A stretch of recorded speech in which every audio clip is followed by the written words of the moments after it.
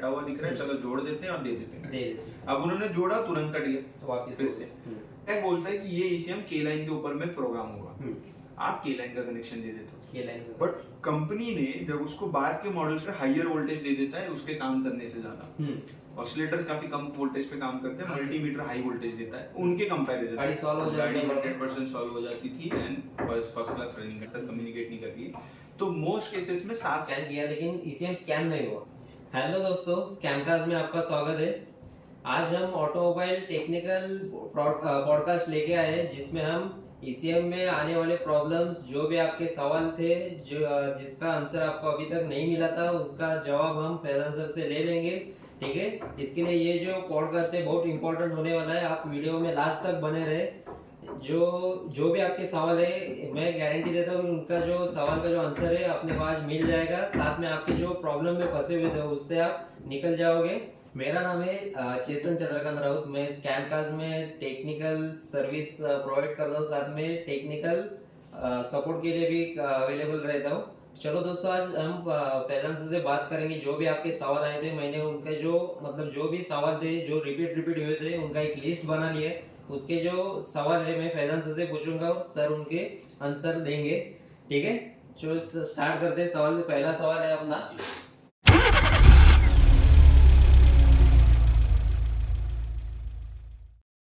एक i10 Hyundai Kaifi को गाड़ी थी जिसमें प्रॉब्लम था सर कि मतलब गाड़ी स्टार्ट नहीं हो रही थी, बराबर। उसने क्या किया, टेक्नीशियन ने स्कैनर लगाया, स्कैन किया, लेकिन ईसीएम स्कैन नहीं हुआ। तो उसने ईसीएम निकाला, उसके बाद से उसको पूरा क्लीन किया। क्लीन करने के बाद उसने गाड़ी के ऊपर जाके वापस लगाया, तो गाड़ी कुछ देर के लिए स्टार्ट हुई लेकिन वापस बंद हो गई। तो ये प्रॉब्लम का क्या मतलब सोल्यूशन क्या निकल सकता है? तो आपने जहाँ तक कहा कि पहले तो टेक्नीशियन की गाड़ी स्टार्ट नहीं थी एंड देन कम्युनिकेट भी नहीं कर रही थी। तो यहाँ पर दो केस हमारे आते थे, गाड़ी चालू नहीं हो रही है, गाड़ी बात नहीं कर रही।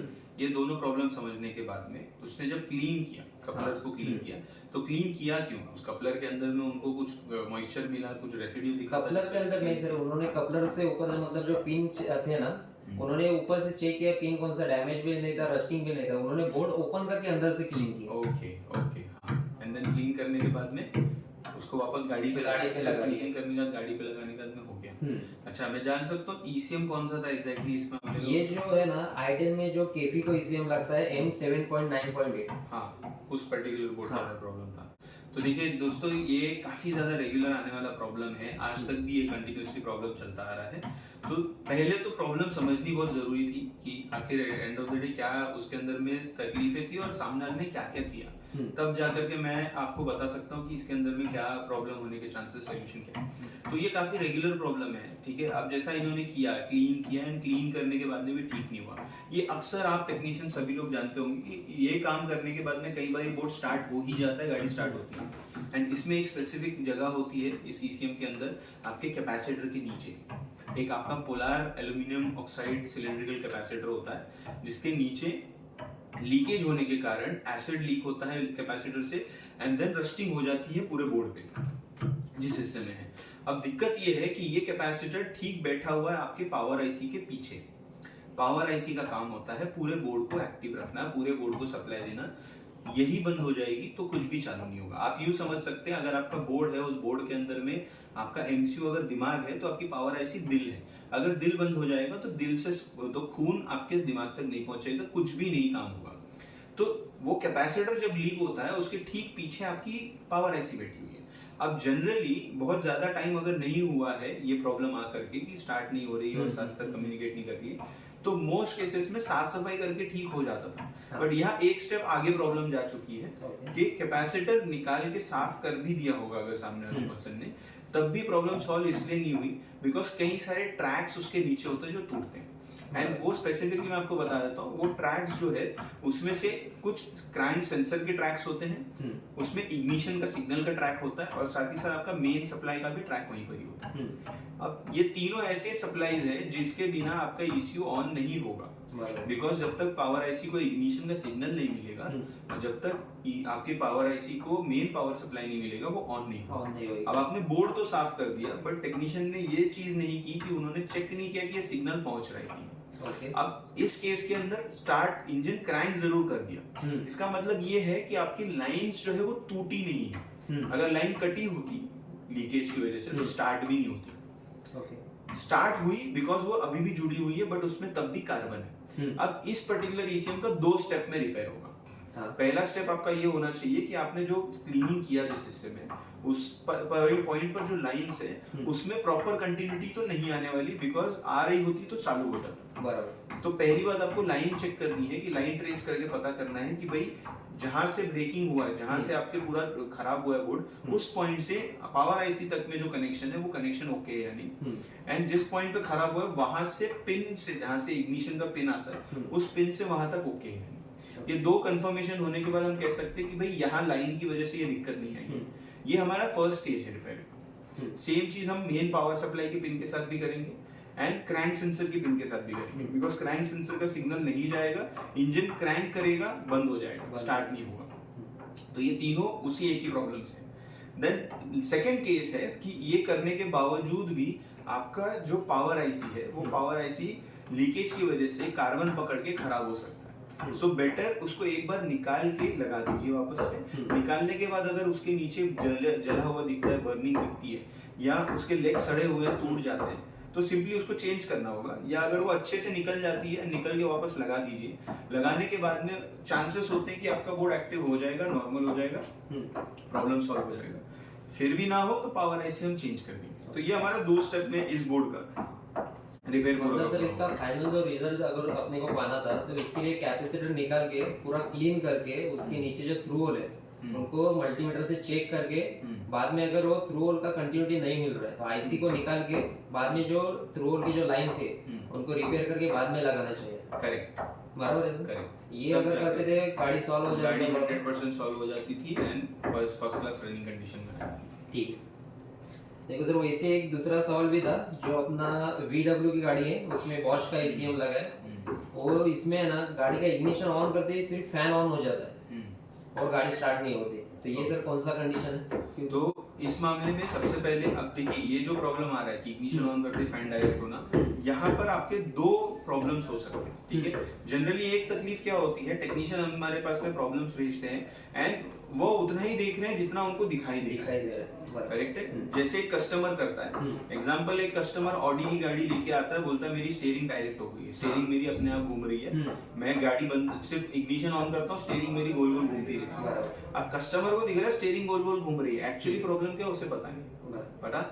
करेक्ट है। अब टेक्नीशियन भी जब आते हैं, जब आप एक इलेक्ट्रिशियन हो सिर्फ और सिर्फ आप डायग्नोसिस नहीं करते हो, डायग्नोस्टिक्स करेक्टली नहीं जानते हो, मॉड्यूल्स आप पूरी तरह से अगर आपको नहीं पता है, तो आपको भी यही दिखता है गाड़ी के अंदर में कि इसका फैन डायरेक्ट हो गया, बट एक्चुअली ये प्रॉब्लम आने के 2 कारण, जो दोनों कारण बाद में गाड़ी को स्कैन करने पर पता चलते हैं। तो गाड़ी स्कैन अगर हो रही है, ठीक है, अगर उनकी गाड़ी स्कैन हो रही है, दैट मींस उसमें फॉल्ट आना चाहिए ईसीटी सेंसर का। बराबर। अगर इंजन कूलेंट टेम्परेचर सेंसर का फॉल्ट है तो वो जायज बात है कि भाई आपका रेडिएटर फैन जो एक्टिवेट नहीं है। सीए अपना ईसीटी सेंसर का कपलर निकाल दे तो फैन चल जाता है। करेक्ट। हाँ। एंड VW की सारी गाड़ियों के अंदर यही प्रोटोकॉल है कि आपका ईसीटी का सेंसर आपने निकाला, आपका फैन डायरेक्ट हो जाएगा। बट ये बात हो गई गाड़ी के ऊपर के मामले में। हम बात करते हैं ईसीएम में क्या प्रॉब्लम है। ईसीएम में क्या? सेकंड केस जो आता है ना, वो सेकंड केस ये आता है कि ये सेम प्रॉब्लम होगी अगर आपका ईसीएम डेड हो जाएगा।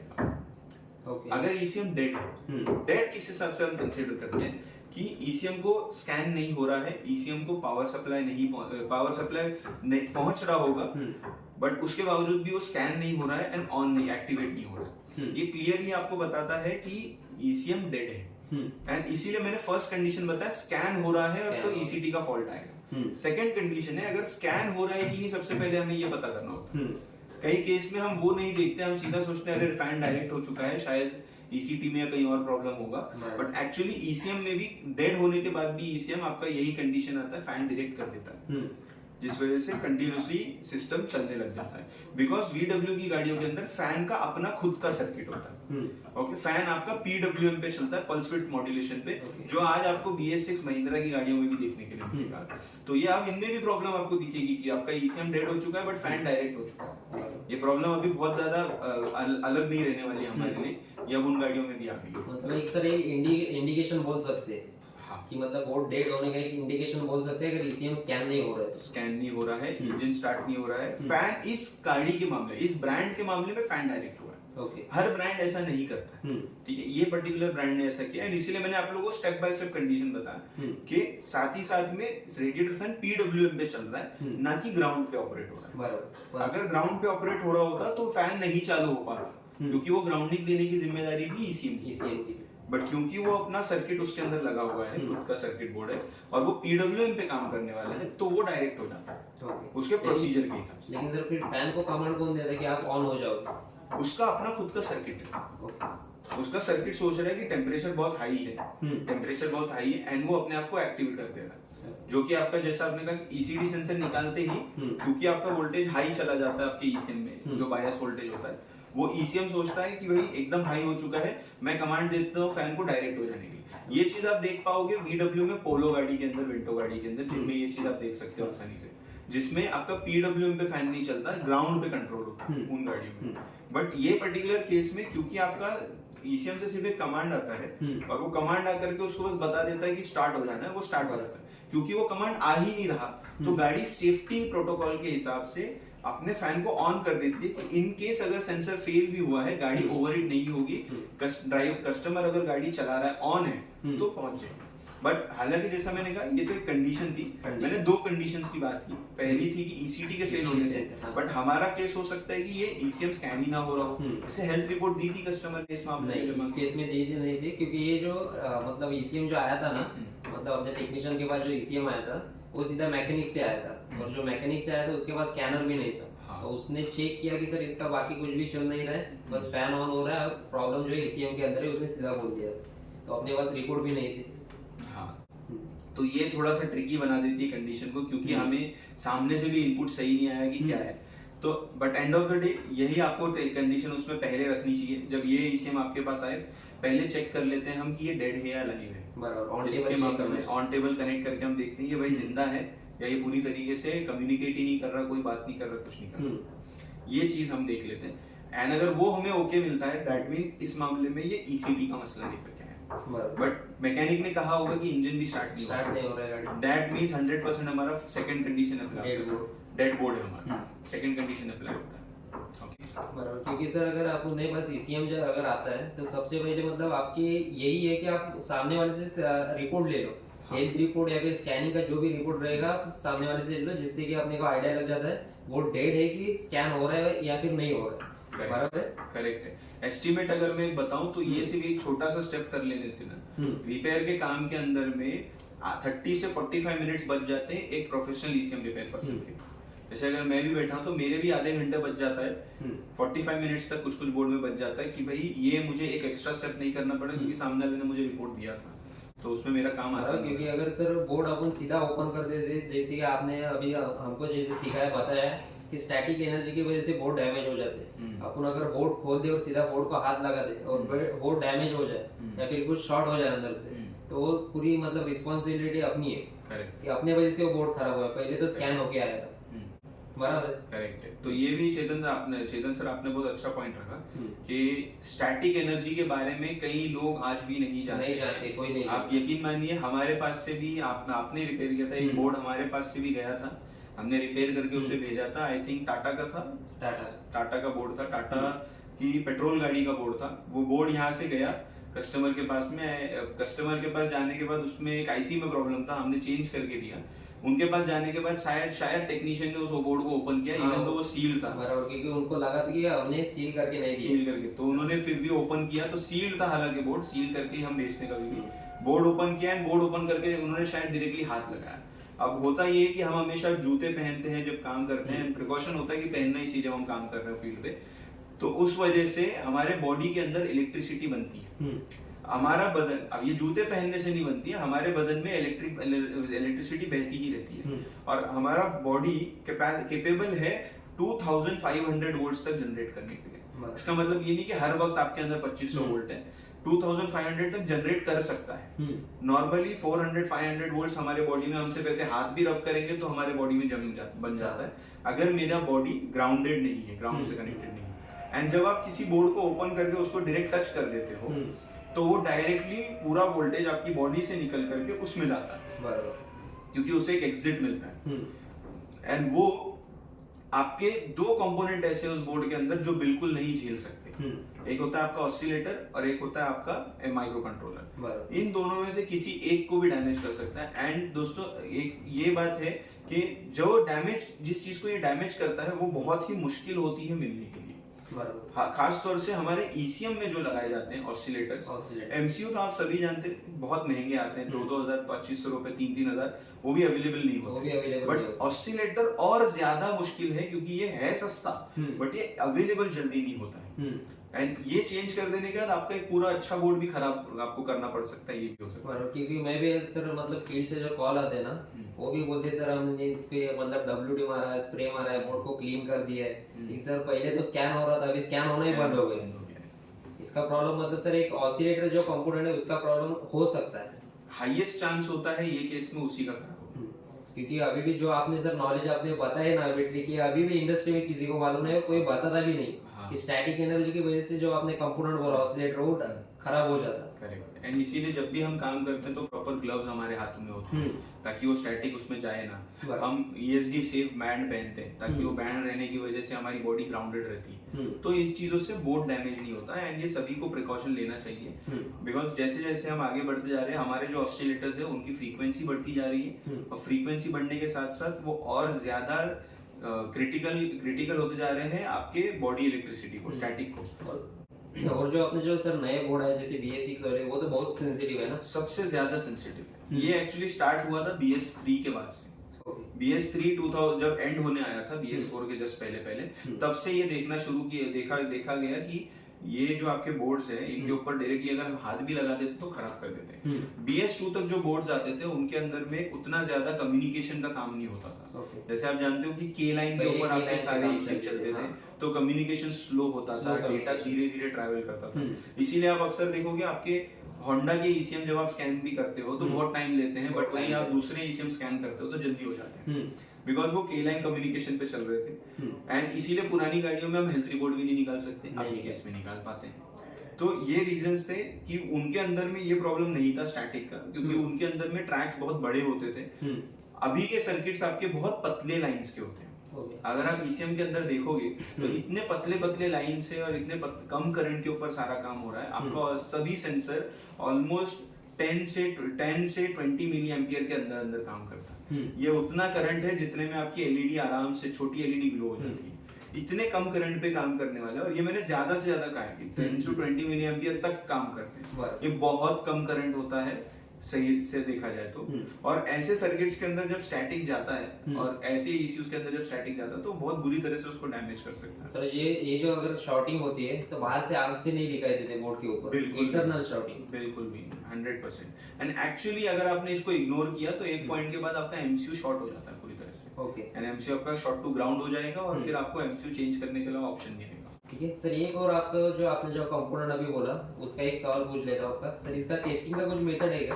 टेस्टिंग का इसका एकमात्र मेथड है। पहली बात तो इसका प्रिकॉशन बता देता हूँ, इसके ऊपर में आप मल्टीमीटर बिल्कुल नहीं लगा सकते। ओके। आप अगर खास तौर से ये अगर चालू है, आप अगर बंद में लगा रहे हो तो कोई दिक्कत की बात नहीं है, बट अगर ये ऑन है और आप मल्टीमीटर से इसको प्लस माइनस के पॉइंट रख के चेक करना चाह रहे हो तो ये आपके ऑसिलेटर को खराब कर सकता है, हाई चांसेस। आप कई हद तक जब मल्टीमीटर लगाओगे तो उसके अंदर से एक क्लिकिंग की साउंड भी आने लग जाएगी जब टेबल पे भी रखा हुआ हो। तो इसी बिकॉज उसका रीजन ये है, मल्टीमीटर हायर वोल्टेज दे देता है उसके काम करने से ज्यादा। ऑसिलेटर्स काफी कम वोल्टेज पे काम करते हैं, मल्टीमीटर हाई वोल्टेज देता है उनके कंपैरिजन में, हमारे लिए नहीं। उसी वजह से हम मल्टीमीटर से बिल्कुल भी इसे टेस्ट नहीं कर सकते। इसके लिए एक स्पेसिफिक सेपरेट टूल होता है, DSO, डिजिटल स्टोरेज ऑसिलोस्कोप, जिसके अंदर में आप ऑसिलेटर्स भी चेक कर सकते हो, कम्युनिकेशन के सर्किट्स भी चेक कर सकते हो, इंजेक्टर की पल्सेस चेक कर सकते हो।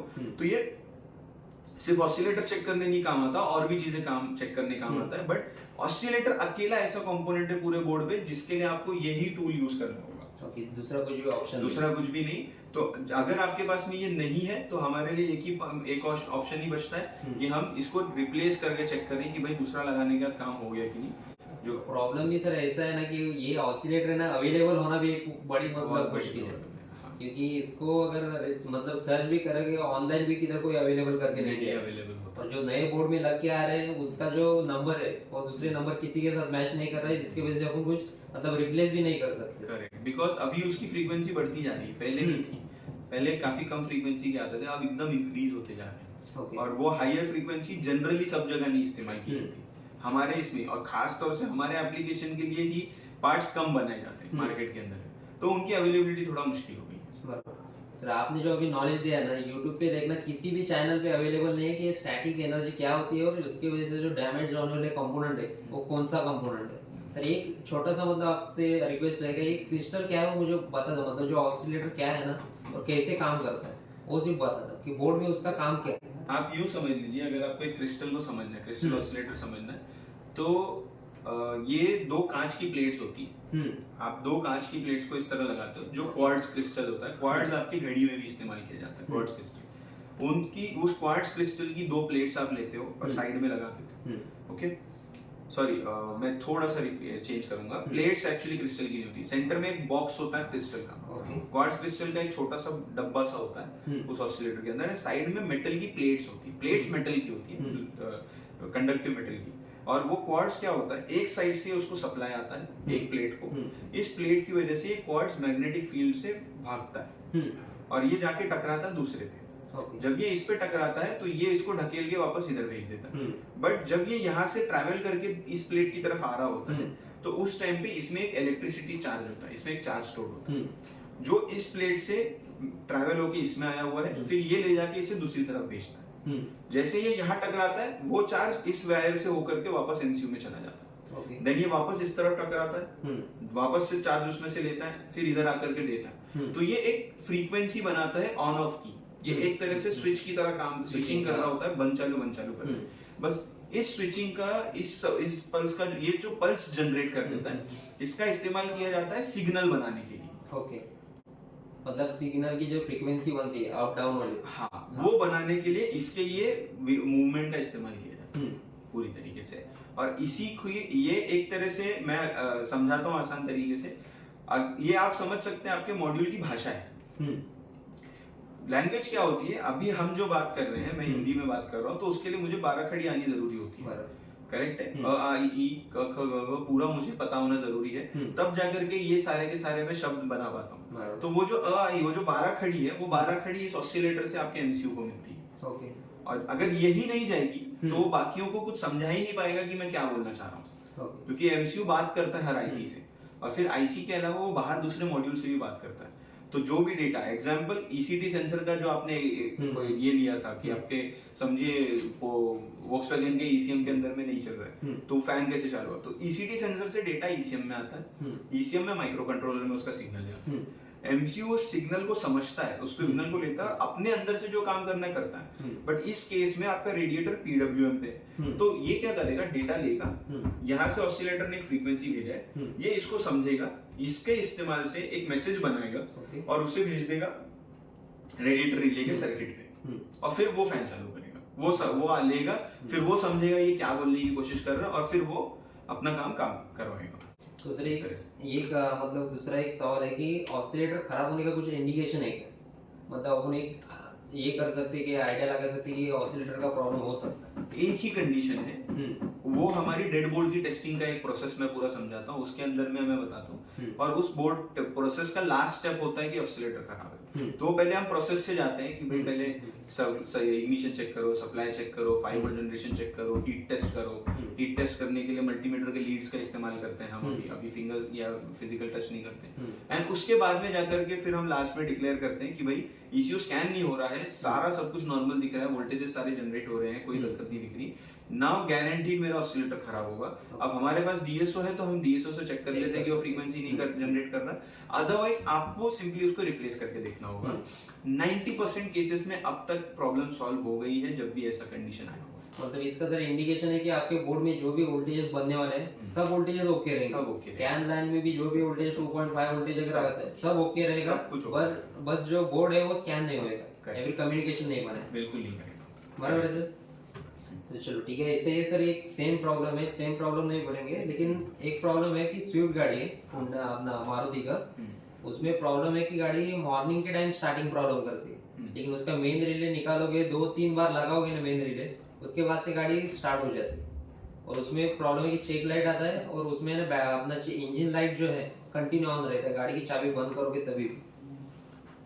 उसके बावजूद भी ऑन है। हाँ। इंजन लाइट कंटिन्यूसली ऑन है। इंजन लाइट कंटिन्यूसली ऑन है, साथ में जो गाड़ी को मतलब कोल्ड कंडीशन में स्टार्ट करने के लिए उसका मेन रिले ना निकालोगे 2 बार लगाओगे ना, उसके बाद से गाड़ी स्टार्ट हो जाती है। मतलब उसके बाद अगर एक बार गाड़ी स्टार्ट होगी तो दिन भर बंद नहीं होती, बस कोल्ड कंडीशन में स्टार्टिंग प्रॉब्लम देती है। तो ये केस के अंदर में भी काफी रेगुलर सा प्रॉब्लम, इसका सोल्यूशन है ये केस के अंदर में भी। ये ऑफ करने के बाद भी अगर चेक लाइट ऑन रह रही है तो ये मामले में हम 100% नहीं बोल सकते ईसीएम का ही फॉल्ट है। नहीं, क्लस्टर मीटर उन्होंने चेंज करके देखा था दूसरी गाड़ी का, तभी भी दूसरे मीटर में भी सेम प्रॉब्लम। तो अब हम बोल सकते हैं कि ईसीएम का इशू है। और इससे ये समझ लेना है कि देखो अगर क्लस्टर मीटर के अंदर चेक लाइट चालू है तो वो क्लस्टर के कंट्रोल में नहीं है। अच्छा, मैं जान सकता हूँ ये कौन से ईयर की गाड़ी थी खास तौर से? ये 2010 का मॉडल था। हाँ, तो खास तौर से ओल्ड गाड़ी भी, बिकॉज अभी की जितनी भी गाड़ियां हैं उनके सारे जो मेल फंक्शन लैंप्स है वो सारे कैन लाइन पे चलते हैं, तो ये प्रॉब्लम अभी के इसमें नहीं देख सकते। नहीं, ये प्रॉब्लम पुराने में ही मिल सकता है क्योंकि तब एक अलग से वायर आता था जो आपकी लाइट को चलाता था। अब ये प्रॉब्लम ये इंडिकेट कर रहा है कि आपका ईसीएम बंद हो नहीं रहा है, बंद करने के बाद ये चालू रह रहा है, ठीक है। और जब ऑन करते हो तो ऑन करने के बाद में इसको टाइम लग रहा है पूरी तरह से बूट होने के लिए, बराबर पूरी तरह से सप्लाई लेकर के ऑन होने के लिए। ये क्लियर इंडिकेशन है आपके मॉड्यूल के अंदर कार्बन बैठा है कहीं ना कहीं। ओके। 90% केसेस के अंदर में जब आप ईसीएम को खोलोगे, ओपन करोगे, या तो कपलर में मिल जाएगा या तो ईसीएम खोलते ही आपको आपके पावर सप्लाई सेक्शन के ऊपर में कार्बन बैठा हुआ मिलेगा। जितना आपका कार्बन सप्लाई का पावर सप्लाई का सेक्शन है, गारंटीड उधर पे कार्बन बैठा हुआ मिलेगा। उसको क्लीन करने के बाद में मैक्सिमम केसेस में ये प्रॉब्लम सॉल्व हो जाता है, क्योंकि सुजुकी के पेट्रोल बोर्ड्स में, जिसमें भी बॉश का पेट्रोल बोर्ड लगा हुआ है, ईसीएम लगा हुआ है, उन सब में ये काफी ऑफन देखा जाता है कि आपके या तो चेकलाइट देर से आ रही है या चालू रह जा रही है या कोल्ड में स्टार्ट होने के लिए तकलीफ दे रही है। ये सारे कंडीशन का सोल्यूशन यही होता है कि आप उसको ओपन कीजिए, चेक कीजिए पावर सप्लाई सेक्शन में आपके कार्बन है क्या, एंड खास तौर से उसमें आपका एक कैपेसिटर होता है सिलिंड्रिकल 35 वोल्ट्स 220 माइक्रोफैराड्स का, वो कैपेसिटर ही लीक कर जाता है, जिससे मैक्सिमम केस में वही प्रॉब्लम आता है। रेयर केस में देखा गया है कि उसके अंदर में जो आपके सिस्टम ड्राइवर होता है, जो पूरे सिस्टम को एक्टिवेट भी करता है, साथ ही साथ वो कमांड्स भी देता है सारे इंजेक्टर्स कॉइल्स को, उसके प्रॉब्लम रहने की वजह से आता है, बट वो रेयर है, वो इतना ज्यादा ऑफन नहीं है ये प्रॉब्लम को लेकर के। बाकी प्रॉब्लम में वो एक्चुअली बहुत खराब होती है ऐसी, बट इस पर्टिकुलर प्रॉब्लम के हिसाब से ये रेयर है। तो ज्यादा करके आपको कैपेसिटर खराब होता मिलेगा, उसको निकालो, साफ करो, चेंज करो। इस केस में प्रॉब्लम कैसे, मतलब प्रॉब्लम नहीं बोल सकते, लेकिन वो अपने स्टूडेंट नहीं थे, उन्होंने मैकेनिक थे जिन्होंने अपना YouTube पे वीडियो देख के अपने को कांटेक्ट किया था, सर ऐसे प्रॉब्लम हो रहा है, क्या हो सकता है। इस केस में उनको मतलब अपने तो रिप्लाई दे दिया था कि सर आपने चेक करके देख लिया ना, इसका प्रॉब्लम ईसीएम से है, उनको कंफर्म करके बता दिया था, लेकिन अंदर क्या प्रॉब्लम है ये सिर्फ कंफ्यूजन है, इसके लिए आपको ये सवाल किया। नहीं, मैक्स केस में मैंने जैसा कहा यही होगा, यही केस होगा, वो सही करके उसको खोल करके साफ कर देंगे तो उनका प्रॉब्लम सॉल्व हो जाएगा। ठीक है सर। और एक दूसरा सवाल कि मैग्नेटिक मरेली बोर्ड जो स्विफ्ट सुजुकी गाड़ी में लगा गया था, उसमें प्रॉब्लम है कि 1 और 4 नंबर का इंजेक्टर नहीं चलता है। जब उन्होंने कस्टमर ने जो अपने स्टूडेंट ही थे उन्होंने दूसरा बोर्ड लगाया तो ओके हो गई गाड़ी, मतलब 1 और 4 नंबर इंजेक्टर चलने लगा, गाड़ी में कुछ भी मिसिंग नहीं थी। लेकिन ओल्ड जो ओरिजिनल ईसीएम था उसमें 1 और 4 नंबर का इंजेक्टर नहीं चलता। उन्होंने वायर चेक किया, इंजेक्टर चेक किया, सब ओके था, दूसरा ईसीएम लगाने के बाद गाड़ी पूरी ओके हो जाती। प्रॉब्लम तो इधर प्रॉब्लम कंफर्म हो गया कि प्रॉब्लम जो है बोर्ड के अंदर है, लेकिन अंदर क्या हो सकता है। ओके, तो देखिए ऐसे केस के अंदर में हम कभी भी पहले हार्डवेयर पे जाएंगे एनी टाइम। हालांकि एक टिप मैं एडिशनल दे सकता हूँ कि मैग्नेटिक मरेली की जो ईसीएम है उनका काफी टाइम से सॉफ्टवेयर एंडेड बहुत प्रॉब्लम आ रहा है, एंड ये एक प्रॉब्लम एक तरीके से नहीं, बहुत सारे आ रहे हैं, but end of the day वो कुछ भी सॉफ्टवेयर साइड पे जाने से पहले हम पहले यही चेक करेंगे कि इसके अंदर का इंजेक्टर का जो सेक्शन है, पूरा इंजेक्टर ड्राइविंग सेक्शन है, जो आपका high side and low side है, वो ओके है क्या। तो क्या स्टूडेंट ने वो चेक कर लिया था पहले, हार्डवेयर चेक किया था पूरा? हार्डवेयर उन्होंने चेक किया था, जो अपने वोल्टेजेस आते वो सब प्रॉपर थे वो लाइन। ओके, तो हार्डवेयर उन्होंने चेक कर लिया था, which is a very good thing, क्योंकि वो जरूरी है। हम हमेशा नहीं जंप कर सकते, इवन तो किसी बोर्ड में हमेशा सॉफ्टवेयर की प्रॉब्लम आती है तो सीधा उस पर जंप मार दिया। हार्डवेयर ओके होने के बाद में ये प्रॉब्लम सिर्फ सॉफ्टवेयर साइड ही जा सकती है। बट इन दोनों के बीच में भी एक और पॉइंट है जो है फीडबैक सर्किट। एक फीडबैक सर्किट होता है आपके मैग्नेटी मरेली के बोर्ड के अंदर में, खासतौर से जो काफी बड़ा भी होता है। वो सेक्शन में भी इशू आने की वजह से आईसी से प्रॉब्लम आ सकता है और आपके इंजेक्टर ड्राइविंग में प्रॉब्लम आ सकता है। तो क्या वो भी चेक कर लिया गया था?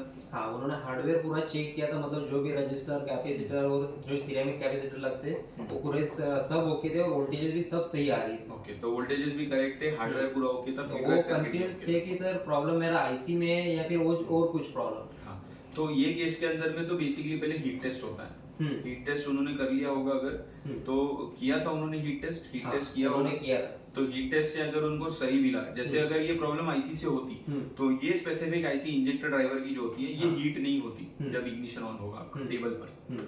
तो अगर ये खराब होगी तो ये हीट होना शुरू हो जाएगा। नॉर्मल वर्किंग, नॉर्मल हीटिंग थी या बेसिकली हीटिंग नहीं हो गया है, नॉर्मल। तो अगर नॉर्मल कंडीशन है तो इसका मतलब है कि वो ईसीएम का हार्डवेयर का कोई इशू था ही नहीं।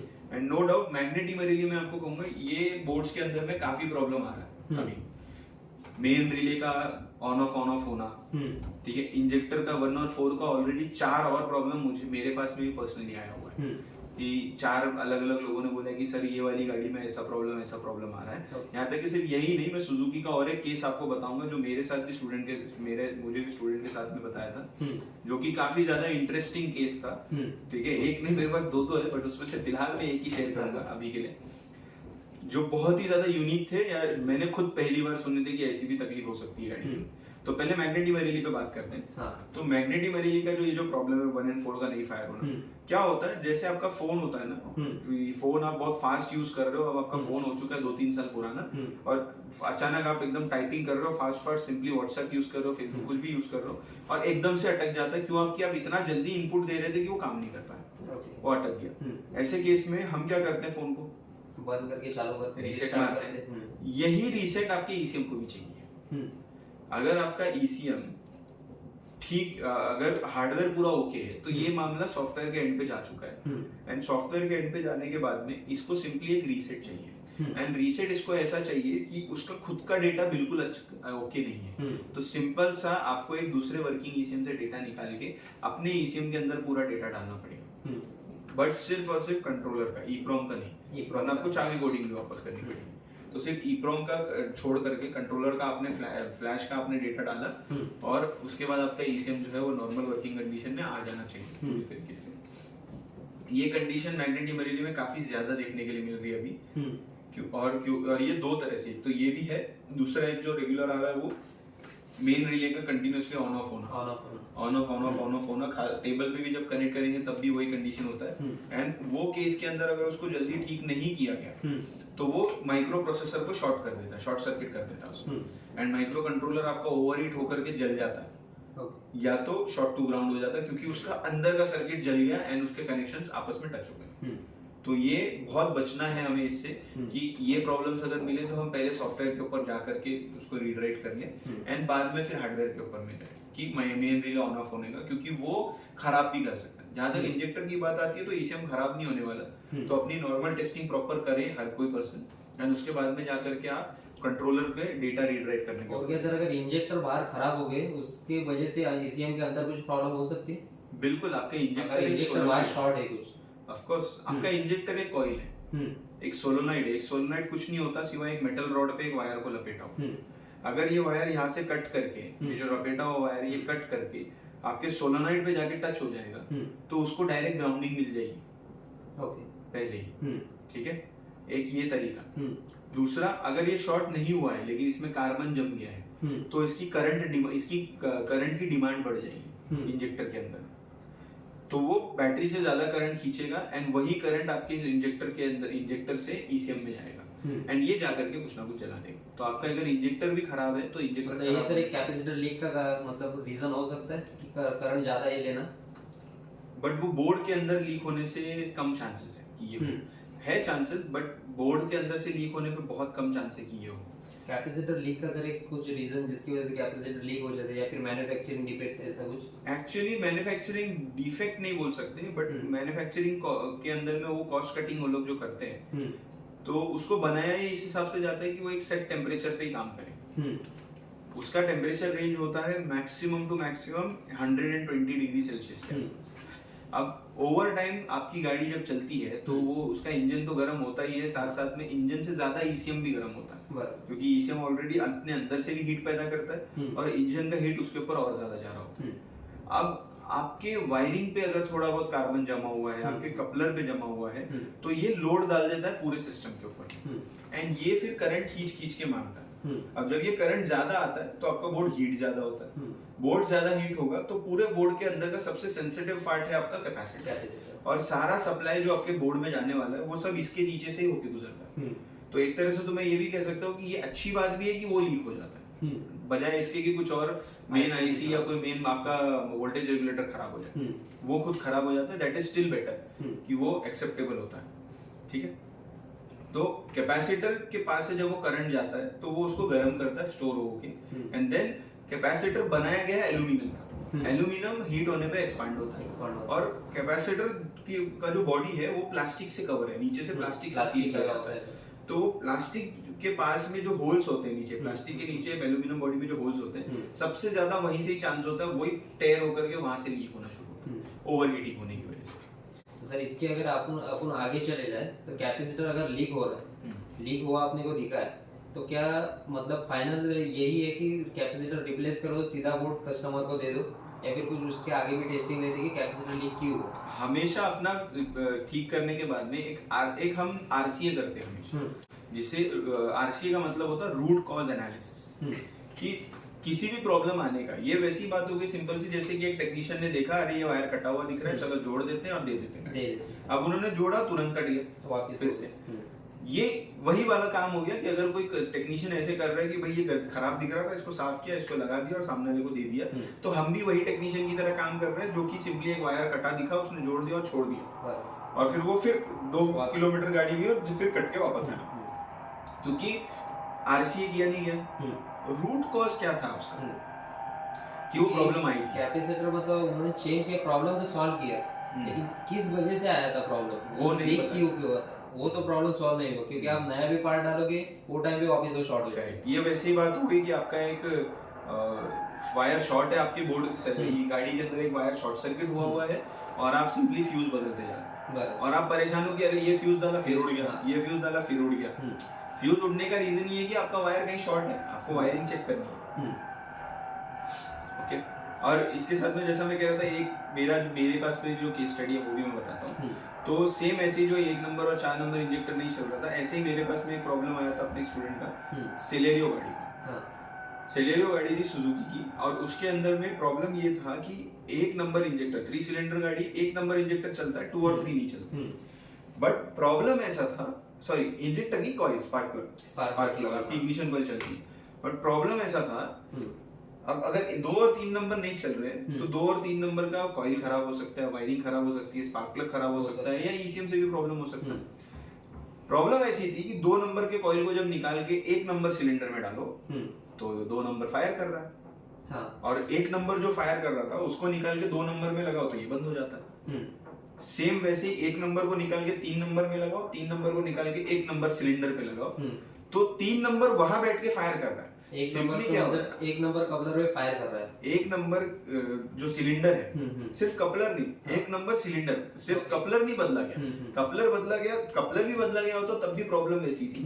तो हम बोल सकते थे कि इग्निशन कॉइल खराब होगा, but ignition coil spark plug के साथ सब निकाल करके 1 नंबर में लगाया जा रहा है, तो यहाँ तो कोई पार्ट ही नहीं बचा कि जिसको हम कह सकते हैं कि ये खराब है। तो ये पूरा का पूरा वहां पे फायर कर रहा है, बट फिर वहां जो चल रही थी चीज उसको निकाल के 3 नंबर में लगा तो वो नहीं चल रहा है। तो इससे ये पता चला कि भाई आखिर प्रॉब्लम क्या है। तो ये कंडीशन पे ना तो वायर खराब हो सकता है, ना कॉइल खराब हो सकता है, ना स्पार्क प्लग खराब हो सकता है, ना ईसीएम खराब हो सकता है, क्योंकि अगर ईसीएम खराब होता तो 3 नंबर को उसमें कैसे चला रहा है, 3 नंबर वो नॉर्मली नहीं चला रहा 2 और 3 बार, बट यहाँ से निकाल के यहाँ लगाओ तो स्पार्क दिखता है, वन में, एक मिनट। वन में नहीं लगाओ तो नहीं दिखता है, और पूरा का पूरा सेक्शन चाहिए वायरिंग लूम के साथ पूरा उधर लेके जाना है। तो इससे ये समझ आया कि ईसीएम को सॉफ्टवेयर एंडेड प्रॉब्लम है, ओके, क्योंकि ईसीएम में हार्डवेयर की रेजिस्टेंस की वैल्यू चेंज होने की वजह से ऐसा कुछ हो सकता है? बिल्कुल नहीं, हार्डवेयर का कोई चांस ही नहीं है, हम्म बिकॉज आपका पूरी तरीके से एक पार्ट वर्किंग है जब आप यहाँ से दूसरी तरफ ले जा रहे हो। आप 3 को 1 में ले जाते हो वो चल जाता है, चल जाता है। 2 को 1 में ले जाते हो चल जाता है, 1 में जो चल रहा था उसको निकाल के 3 में लगाते हो बंद हो जाता है। यानी ईसीएम पोजीशन डिटेक्ट कर रहा है इंजेक्टर का किस साइड लगा हुआ है, और उस हिसाब से 2 को बंद करके रख देगा। जैसे ही आप उधर उठा के लगाते हो उसको बंद कर देता है, क्योंकि ईसीएम के अंदर में एक सॉफ्टवेयर एंडेड प्रॉब्लम थी कि भाई उसका सॉफ्टवेयर नहीं समझ पा रहा था कि बाकी दोनों को भी चालू करना है, और क्यों चालू करना है वो उसका सॉफ्टवेयर फंस गया। अब ये केस में सोल्यूशन यही था कि इसमें भी कोई हार्डवेयर की टेस्टिंग तक करने की जरूरत नहीं थी, सीधा सीधा एक ही केस था कि भाई या तो ईसीएम चेंज करो या तो ईसीएम को रीप्रोग्राम करके आप गाड़ी के अंदर में लगा दो। क्योंकि अगर हार्डवेयर प्रॉब्लम रहती थी तो कॉइल चेंज करने के बाद भी फायर नहीं करता था, क्योंकि इस केस में अभी 1 नंबर का 3 नंबर में लगा रहा है तो 3 नंबर फायर कर रहा है, 1 नंबर का बंद होते जा रहा है, बंद हो जाता है। सेम प्रॉब्लम सर, मतलब सॉफ्टवेयर रिलेटेड प्रॉब्लम थी जिससे कि प्रोग्रामिंग करके या फिर ईसीएम चेंज करके वो सॉल्व हो जाती है। यस, और ये प्रॉब्लम ज्यादा इसी वजह से आ रही है क्योंकि आपके सिस्टम ओल्ड होते जा रहे हैं। जैसे सिलेरियो वो पुरानी गाड़ी थी, तो ओवर टाइम जब गाड़ी पुरानी होती जाएगी तो उसके सॉफ्टवेयर को लेकर के इन सब चीजों को लेकर के प्रॉब्लम्स आएंगे। ठीक है, ये है बाय डिफॉल्ट है कि ये सारी चीजें रुकने वाली नहीं है, ये कंटिन्यूसली आएगा। एंड अभी के सॉफ्टवेयर काफी हैवी हो चुके हैं तो इनमें भी थोड़े बहुत सॉफ्टवेयर रिलेटेड प्रॉब्लम आने का। और एक सर सवाल, अपन अभी इंजेक्टर के ऊपर बात कर रहे हैं, तो लोग जो है ना, मैं देख रहा हूँ कि गैरेज में जो मतलब इंजेक्टर टेस्टिंग के लिए ना बल्ब लगाते सामने, क्या सही तरीका है सर? एक्चुअली आप लगा सकते हो बिकॉज ये एक्चुएटर है, बट दिक्कत ये हो जाती है कि वही टेस्टिंग लोग फिर सेंसर पे भी करने लग जाते हैं। तो आपका जो टेस्ट लैंप है आपको उसको पता होना चाहिए किस सर्किट पे इस्तेमाल करना है। आप वो सिर्फ इस्तेमाल कर सकते हो injector, fuel pump, radiator fan, AC compressors, और वो भी सिर्फ और सिर्फ तब तक जब तक वो ग्राउंड कंट्रोल्ड है। हाँ। अभी के जो सिस्टम है ये सारे पीडब्ल्यूएम पे चलते हैं, यानी ये आप यूं समझ लीजिए आसान भाषा में ये सारे के सारे सेंसर के तरह के सर्किट है। सेंसर्स आपके पीडब्ल्यूएम पे चलते हैं, ये भी पीडब्ल्यूएम पे जा चुके हैं। तो अभी के सर्किट्स में आप नहीं कर सकते ये चीज, वरना आप सीधे सीधे उस कंपोनेंट को शॉर्ट करके बैठोगे, क्योंकि वो सब कुछ लो करंट पे चलने वाला सिस्टम है अभी, और आपका बल्ब करंट खींचता है। अगर आप कम करंट के सेक्शन पे खींचने वाला करंट को कंपोनेंट लगा दोगे, हाई वोल्टेज नहीं हाई करंट, तो वो खींच लेगा बैटरी में से और आपके साथ में लाइन में लगे कंपोनेंट को शॉर्ट कर देगा, क्योंकि वो नहीं झेल सकता और बल्ब भी ग्लो नहीं होने वाला। लेकिन उसने खराब जरूर कर दिया, ठीक करने के बजाय उसने अपना खराब भी कर दिया। क्योंकि आगे वाला अगर जो भी कंपोनेंट है अगर लोड ज्यादा ले रहा है तो पीछे अगर वायर उसका रजिस्टर मतलब जो इतना करंट जाना चाहिए अगर मतलब सही नहीं पा रहा है तो वायर गर्म हो जाता है। करेक्ट, और वो फिर कंपोनेंट को खराब कर देगा ना, हीट होने की वजह से कंपोनेंट जल जाएगा। इसीलिए टेस्ट लैंप को एक्चुएटर सर्किट ओल्ड गाड़ियों के अंदर यूज कीजिए, कोई दिक्कत नहीं है। बट याद रखिए ये भी कि ये धीरे धीरे सर्किट खत्म होते जा रहे हैं। अब क्योंकि ये खत्म होते जा रहे हैं तो आप जो सभी को मल्टीमीटर स्किल्स लेना ही होगा आने वाले टाइम में, बिकॉज मल्टीमीटर के जरिए ही हम सही टेस्टिंग कर पाएंगे, अदरवाइज मुश्किल रहेगा हमारे लिए।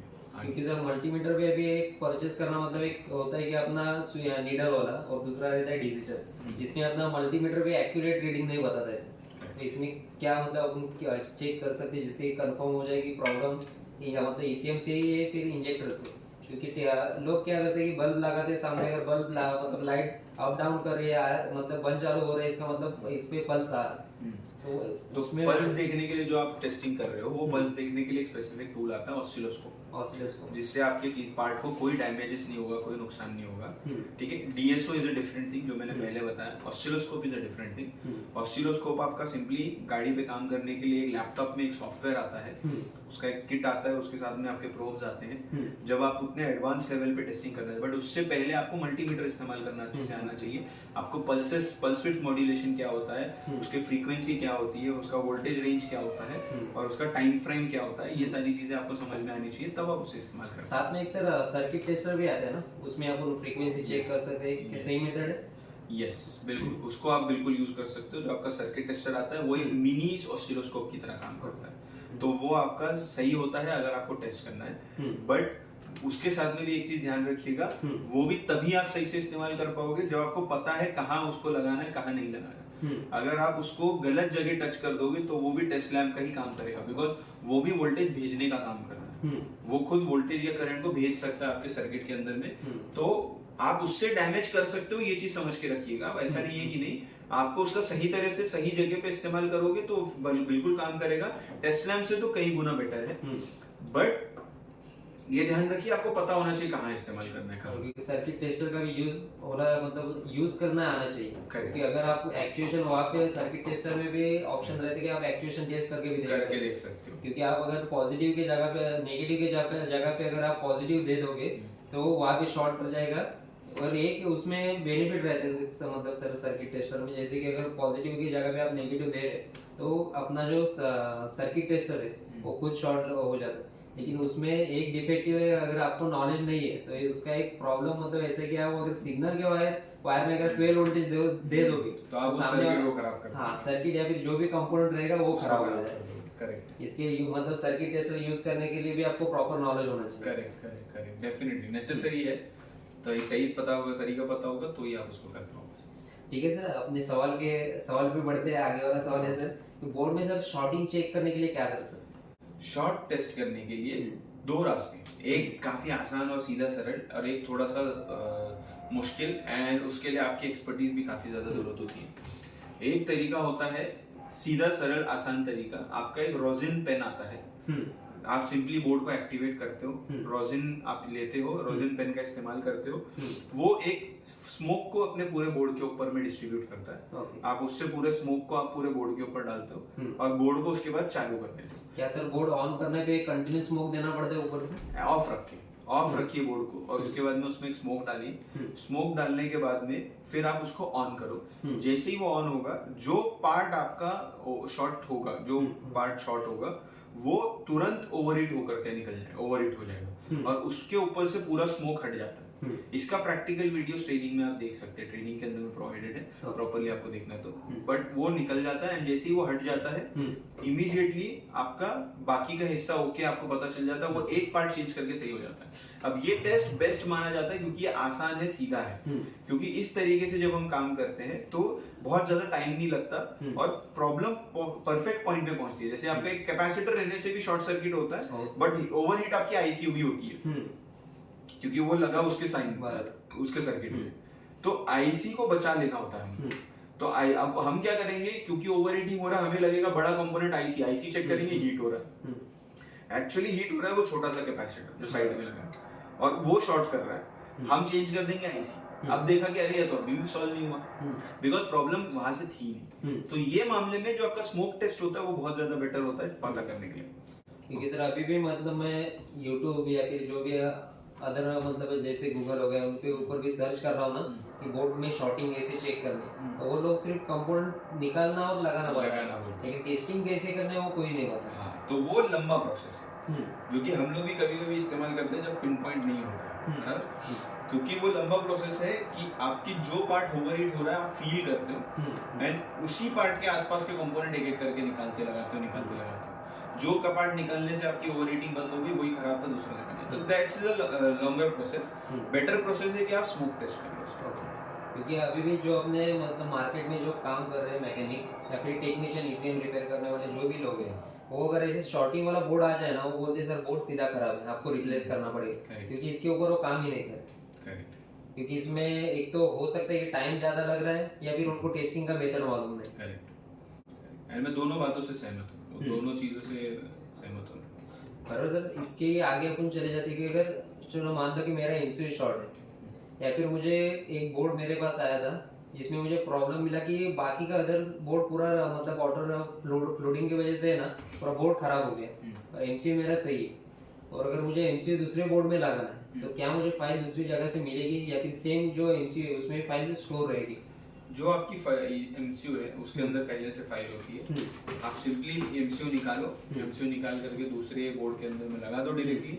आपको गाड़ी को ड्राइव कैसे करना है वो नहीं सिखाना पड़ेगा, बट वो डिपेंड करता है कि आपका एमसीयू कौन सा है, किस बोर्ड का है। कुछ एमसीयू के अंदर ही ईप्रोम भी होता है, तो आपका सिक्योरिटी का डेटा सारी चीजें उसी के साथ में चली जाती है। जिनमें अलग से लगा होता है उनमें आपको वो भी चेंज करना होगा, या अगर वो खराब हो चुका है नहीं कर सकते हैं तो हमको दूसरा ईप्रोम लेके एक अच्छी गाड़ी का डेटा डालना होगा, एंड देन की कोडिंग भी करनी पड़ेगी, तब जाकर के हमारा सारा नॉर्मल होगा। और सर अगर मतलब जैसे स्टैटिक एनर्जी की वजह से अगर अपना ऑसिलेटर और एमसीयू शॉर्ट हो जाए और उसके अंदर का डेटा करप्ट हो जाए और मैंने नया एमसीयू लाया बोर्ड में लगा दिया, तो उसमें मुझे अगर फाइल डालनी है तो मुझे फाइल कहाँ से अवेलेबल हो जाएगी? वो फाइल भी बेस्ट तरीका होता है कि हमारे पास में एक वर्किंग गाड़ी जब भी आए तो हम उसमें से डेटा निकालें।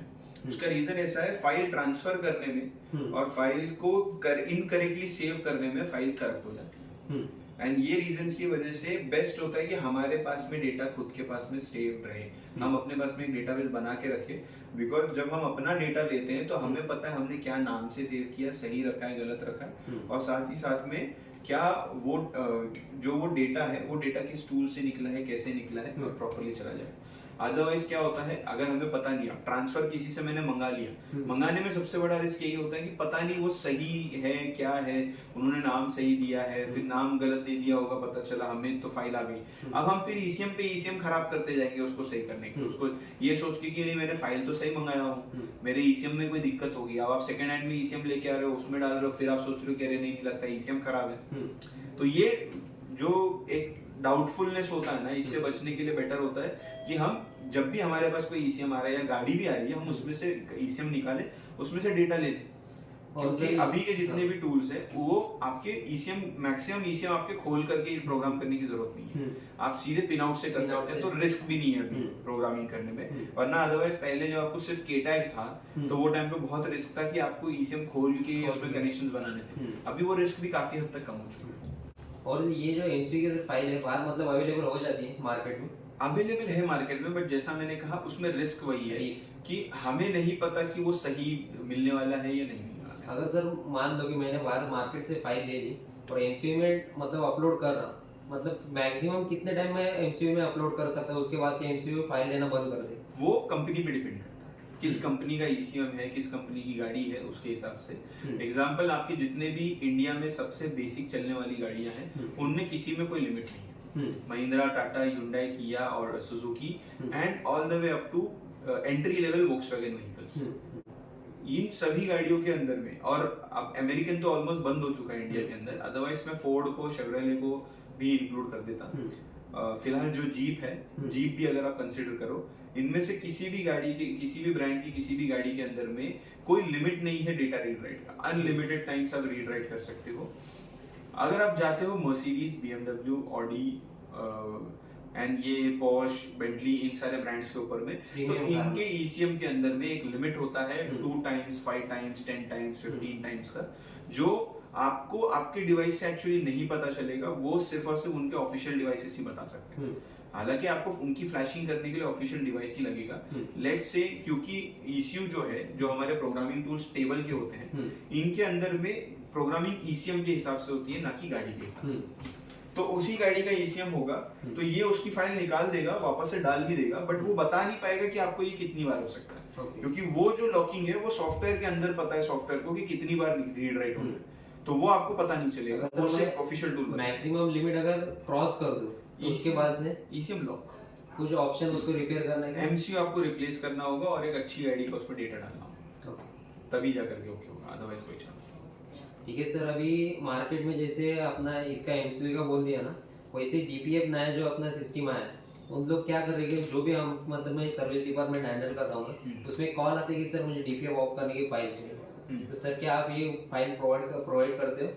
देखिए, जो भी काम अपने इंडस्ट्री के अंदर में शॉर्टकट वाला है, जहाँ से स्किल को नहीं एक शॉर्टकट को प्रमोशन मिलता है, वो कोई भी काम स्कैनकास्ट बिल्कुल प्रमोट नहीं करता, बिकॉज वो काम तभी लिया जाता है जब इंसान को टेस्टिंग सही से नहीं आती है, वो बहुत बुरी तरीके से कुछ गलती करके या किसी दूसरी तरीके से फंस जाता है, या कस्टमर पैसा देने के लिए तैयार नहीं, उसी वजह से। ऑनेस्टली इतनी हद तक जाती नहीं है बात कि आपको डीपीएफ ऑफ करना पड़े, अनलेस एंड अनटिल कस्टमर बहुत नेग्लिजेंट है अपनी गाड़ी को लेकर। अगर कस्टमर रैश चलाते हैं, गाड़ी को ध्यान नहीं देते, इग्नोर करते रहते हैं, तो उनकी गलती की वजह से ये चांसेस हो सकते हैं कि आपको डीपीएफ को चेंज करना पड़ सके, डीजल पार्टिकुलेट फिल्टर। और अदरवाइज कोई ऐसी जरूरत नहीं होनी चाहिए कि आपको डीपीएफ डीजल पार्टिकुलेट फिल्टर को आपके ऑफ करना पड़े। आप उसके अंदर में सही डायग्नोसिस अगर आपको आएगी तो आप फॉल्ट पकड़ के उसको ठीक कर सकते हैं। सॉफ्टवेयर इंडेड भी प्रॉब्लम है तो भी मैंने कहा है कि वो भी एक अच्छी गाड़ी की फाइल से सॉल्व हो जाता है।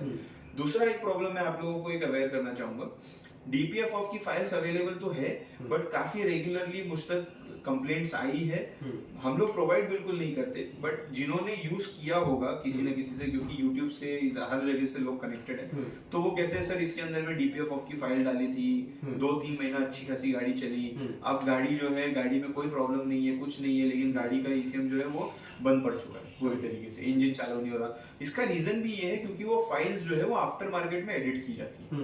एंड आफ्टर मार्केट में कौन एडिट कर रहा है, उसे प्रोग्रामिंग की कितनी नॉलेज है, उसे कौन से लैंग्वेजेस आते हैं, C++ आता है, जावा आता है, उनको ये लैंग्वेजेस आते हैं नहीं आते, इसकी कोई गारंटी नहीं है। तो वो जिस हद तक एडिट करके दे रहे हैं तो कोई नहीं बता सकता कि वो कितना चलेगी, कब तक चलेगी, चलेगी भी या नहीं चलेगी। क्योंकि आफ्टर मार्केट में बनाए जा रहे इसके मतलब 100% गारंटी भी नहीं है कि कोई क्रेडिबिलिटी नहीं है। जितने टाइम चलेगा उतना टाइम चलेगा, बाद में आपको ईसीएम को भी खराब कर सकती हो क्योंकि आप जो फाइल है एमसीयू के अंदर डाल रहे हैं। तो सर इस केस में क्या हार्डवेयर में कुछ चेंजेस कर दे? हार्डवेयर में चेंजेस करके ये काम बिल्कुल नहीं किया जाता, ये सारा सॉफ्टवेयर एंडेड है, बिकॉज हार्डवेयर रिलेटेड ऐसा कोई सिस्टम ही नहीं है जो उसको चेंज करना पड़ेगा, ये सारा सॉफ्टवेयर एंडेड काम होता है। अपन भी सर मतलब अपन स्कैन का जो सर्विस प्रोवाइड करते हैं उसके मतलब सामने से अगर कोई बोलता है सर मुझे ये चाहिए, तो अपन तो उनको बोल देते सर ये काम हम नहीं करेंगे, क्योंकि ये करना सही भी नहीं, क्योंकि ये जो डीपीएफ लगाया गया पॉल्यूशन कमी करने के लिए लगाया गया। सबसे पहले तो अगर आप डीपीएफ ऑफ कर दोगे तो पॉल्यूशन बढ़ेगा, पॉल्यूशन ज्यादा होएगा जिसकी वजह से अपने को ही नुकसान हो जाएगा, गाड़ी का जो होएगा होएगा साथ में अपने को भी हार्मफुल है, बराबर है।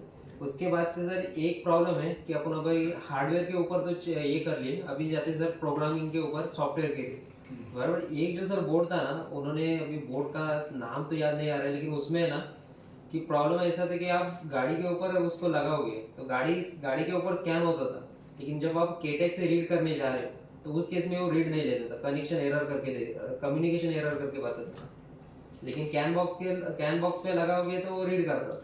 तो ये क्या प्रॉब्लम, कौन सा इश्यू तो जान सकता हूँ? आई थिंक सर एमी 17.9.11 जिसमें मतलब सब ओके था, केटेक कैन बॉक्स पे भी स्कैन हो रहा है, गाड़ी पे भी स्कैन हो रहा है, लेकिन केटेक में जब अपन उसका डेटा रीड करने जाते थे तो कम्युनिकेशन एरर करके बता देता था। तो क्या केटेक का प्रॉब्लम था? चांस हो सकता है, आपके प्रोग्रामिंग टूल्स भी एंड ऑफ द डे एक प्रोग्रामिंग टूल है, बट स्पेसिफिकली जो ईसीएम आपने कहा उसके केस के अंदर में ये चांस कम है कि आपका कैनवॉस के ऊपर में, आपके टेस्टर के ऊपर में वो चले एंड देन उसके बाद में वो केटेक से नहीं कम्युनिकेट हो। उसका रीजन ऐसा है, वो जो ईसीएम है वो बहुत कम कनेक्शंस के ऊपर में रीड होता है, उसको सिर्फ एक बूट का कनेक्शन चाहिए एंड देन कुछ पिन आउट के अंदर आपके supply ground ignition CAN high CAN low. एक रीजन और होता है, ठीक है, एक रीजन मैंने बता दिया, हो सकता है सॉफ्ट आपका केटैग का प्रॉब्लम। दूसरा एक रीजन ये होता है ना, केटैग एक स्टैंडर्ड पकड़ के चलता है प्रोग्रामिंग के मामले में। फॉर एग्जांपल कुछ ईसीएम आपके के लाइन पे कैन लाइन पे दोनों पे चल सकते हैं। अब केटैग बोलता है कि ये ईसीएम के लाइन के ऊपर में प्रोग्राम होगा, आप के लाइन का कनेक्शन दे देते हो, बट कंपनी ने जब उसको बाद के मॉडल्स में लगाया, ठीक है, अब एक ईसीएम जब बनता है तो आप यकीन मानिए 2005 के अंदर में आपका सुजुकी स्विफ्ट के अंदर डीजल ईसीएम आना शुरू हुआ, MJD J10 J20, वही ईसीएम 2015 तक चला, 10 साल तक कोई अपडेट नहीं, बट वायरिंग बहुत बदली, गाड़ी का सिस्टम बहुत बदला, कम्युनिकेशन स्ट्रांग होता गया, करेक्ट है। जब ये सारी चीजें चेंज हुई है तो हो ना हो सेम पुराने ईसीएम में चेंज किया गया हो। अब आपका सॉफ्टवेयर है पुराना, KTAG is not an authentic software, वो आपका क्रैक्ड एंड ऑलरेडी, तो वो पुराने सिस्टम के हिसाब से अभी भी आपको बता रहे प्रोग्राम करो। अब वो आपका जो नया अभी जो आपका समझिए आप केटैग से ईसीएम रीड कर रहे हो 17.9.11, वो 17.9.11 भी 2011 से चलता आ रहा है, 2018-19 तक चलता है, 18-19 के आसपास में उसको चेंज किया गया। समझो आप 2017 की गाड़ी का ईसीएम रीड कर रहे हो और 2010 की गाड़ी के अंदर में भी वो लगा हुआ है, तब की गाड़ी में वो के लाइन पे चल रहा है एग्जांपल, और ये वाला कैन पे चल रहा है, केटैग नहीं बताएगा आपको। ये एक टेक्नीशियन का बेसिक नॉलेज होता है कि यार मेरे किसी भी प्रोग्रामिंग टूल से जब मुझे प्रोग्रामिंग करनी है तो मुझे कुछ कनेक्शंस जो मैं अभी आपको बताऊं जरूरी है, मुझे सप्लाई मिलना चाहिए, इग्निशन का सप्लाई मुझे देना जरूरी है, मुझे ग्राउंड प्रॉपर देना जरूरी प्रॉपर है, कनेक्शन, मुझे कम्युनिकेशन का वायर देना जरूरी है। अब मैं नहीं कह रहा कि कैन लाइन के लाइन, कम्युनिकेशन का वायर जिस पे वो चलता है, कम्युनिकेशन देना जरूरी है। एंड देन अगर कोई एडिशनल कनेक्शन है, वो एडिशनल कनेक्शन कभी नहीं बदलेगा। ये बदल सकता है कम्युनिकेशन, बट जो एक्स्ट्रा कनेक्शन है, बूट का वायर, CNF1 का वायर, रीसेट का वायर, ये कभी नहीं बदलेगा, ये हमेशा सेम रहेगा। तो इसमें कोई डाउट की बात नहीं आती। बट ये जो कम्युनिकेशन है, यहाँ पे गड़बड़ होती है। तो ये कंफर्म होता है जब आप एक वायरिंग डायग्राम खोलते हो 17 की गाड़ी का, जो आपका ECM है, और उसमें आप देखते हो कि अरे यार ये तो कैन लाइन पे चलता है, और इसमें ये 2 पिन के ऊपर कैन लाइन दी हुई है, और तब आप उस पे जब कैन लाइन कैन लो केटैग के कनेक्ट करते हो, तो वो प्रोग्राम हो सकता है। बट क्योंकि केटैग बोल रहा है कि के लाइन पे करो, और कंपनी ने के लाइन हटा दिया है पूरी तरह से, हटाती नहीं है जनरली हमेशा कंपनी, बट ऑप्शनल केस में किसी में से हटा दिया हुआ है। अब वो के लाइन पे रीड ही नहीं होने तैयार है ECM, वो सिर्फ कैन लाइन पे रीड होगा, क्योंकि वो कम्युनिकेट ही उसी के करता है। अगर सर मतलब रीड नहीं हो रहा है उसमें, अगर के लाइन का कनेक्शन दिया है और कैन लाइन का कनेक्शन नहीं दिया, और अगर आपके पास वायरिंग डायग्राम अवेलेबल है, उसमें बता रहा है कि ये गाड़ी के ऊपर कैन लाइन भी काम हो रहा है, तो आप कैन लाइन का कनेक्शन वहाँ पे करके रीड हो सकता है, रीड कर सकते हैं, हो सकता है, कर सकते हैं। ऐसे कई ECM जो केटैग नहीं सपोर्ट करता है, वो हमने रीड राइट किए हुए हैं, एंड सक्सेसफुली रीड राइट हो जाते हैं उसी के बेसिस पे।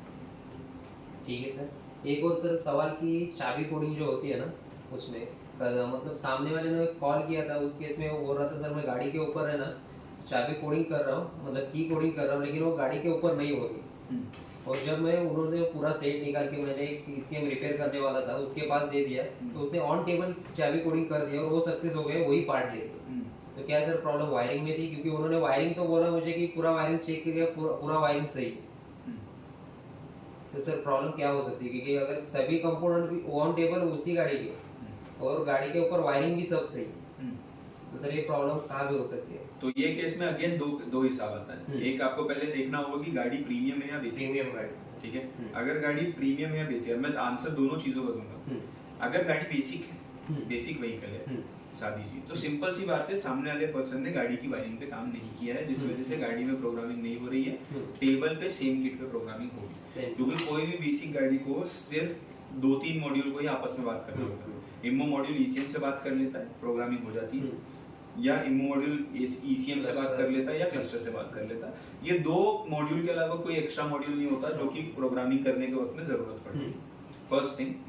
सेकंड कंडीशन ये हो गया बेसिक का, तो ये काफी नॉर्मल है, ये ऑलमोस्ट सब लोग कर लेते हैं, समझ लेते हैं कि भाई हाँ मेरा टेबल पे हो गया, यानी मुझे अभी वायरिंग में काम करना है। सेकंड कंडीशन होता है जब आप प्रीमियम पे जाते हैं।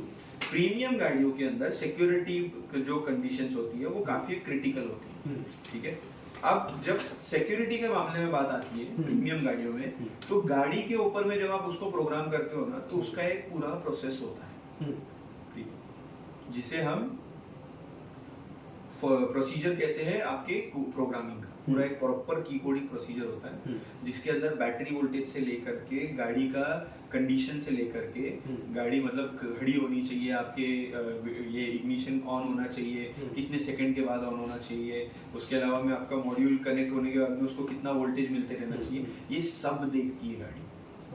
ओके, एवरी सिंगल थिंग गाड़ी देखती है। आपका अगर चाबी है तो चाबी का सेल आपका हेल्दी होना चाहिए, सब कुछ देखती है। एंड उसके बाद में जाकर के पूरा प्रोसेस का सब चेक करने के बाद फिर प्रोग्रामिंग करने देती है, और वो भी प्रोग्रामिंग ऑफिशियल टूल से होगी। एक भी अगर कुछ कंडीशन मैच ना करे, वो प्रोग्रामिंग करने नहीं देगा, फेल नहीं करेगा। इवन तो वो हो सकता है ऐसा पार्ट नहीं है जो कि बहुत इंपॉर्टेंट है, बट जब बिकॉज उसके प्रोसीजर में वो है कि भाई ये प्रोसेस फॉलो करके ही होना, तो वो नहीं करने के लिए दे रहा है। सेम टाइम पर आप वो पूरा किट लेते हो उस गाड़ी का, ले जाके टेबल पे लगाते हो।